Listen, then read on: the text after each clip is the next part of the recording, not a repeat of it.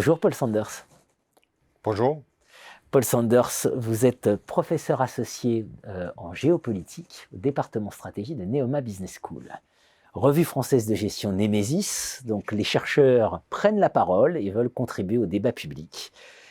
Et vous souhaitez prendre la parole sur le thème « Plaidoyer pour une géopolitique des écoles de commerce françaises et européennes ». Alors, première question évidemment, pourquoi prendre ce thème de la géopolitique alors même que les business schools françaises sont une success story? Oui, ça c'est la question qu'il faut se poser au début. Il y a plusieurs dimensions pourquoi on peut aborder la question de la géopolitique dans les contextes de l'école des commerces. C'est que d'un côté, les écoles des commerces, les business schools sont un facteur économique de premier plan. Donc il y a une question du hard power géopolitique qu'on trouve dans ces mondes des business schools. Après, la dimension qui est encore plus intéressante, c'est la dimension du soft power. Ça veut dire là où les business schools et les universités renvoient à la géopolitique des représentations, donc ce qui s'est fait finalement dans la tête des gens, comment ils imaginent les mondes, les récits qu'ils font du monde, les storytelling et tout ça. Et c'est ça qui m'a intrigué et c'est pour ça que j'ai abordé cette question de la géopolitique des écoles de commerce. Ça suit également un numéro de Hérodote, la revue des géopolitiques en 2018, qui avait fait un numéro sur la géopolitique des universités. Et moi, j'ai voulu aborder la question de la géopolitique des écoles de commerce. Alors, vous dites tout succès a son prix. Hein. Et alors, le prix du succès, c'est finalement l'alignement général sur le modèle anglo-saxon, enfin Oui, américain. c'est ça, exactement. Puisque l'éducation dans les business schools et la recherche en management, évidemment, elle représente d'un côté un moyen de former sa propre génération, mais c'est aussi un moyen d'exercer une influence sur les autres. Et là, on est vraiment dans l'optique du soft power. Et le meilleur exemple pour ça, c'est évidemment les poids que prennent les universités et les business schools dans le monde universitaire américain.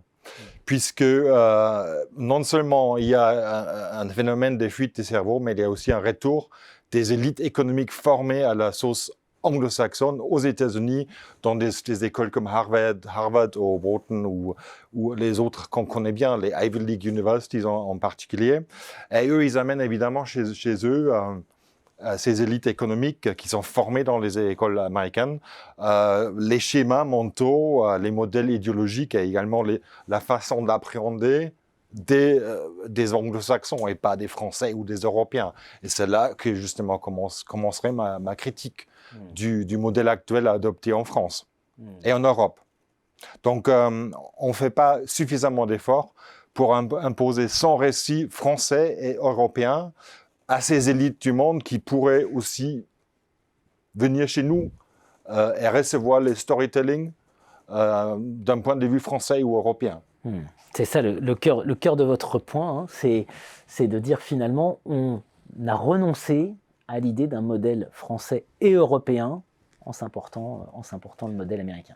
Et cette argumentation, je l'ai trouvée chez Damaran et Durand qui ont publié en 2008, donc c'est deux chercheurs français en gestion, qui ont publié en 2008 un livre qui s'appelait The Future of Business Schools, donc la future des business schools, où justement ils faisaient l'argumentaire comme quoi les écoles françaises et européennes ils avaient les potentiels de devenir les second fournisseurs crédibles en éducation, en gestion, en éducation du management, excusez-moi.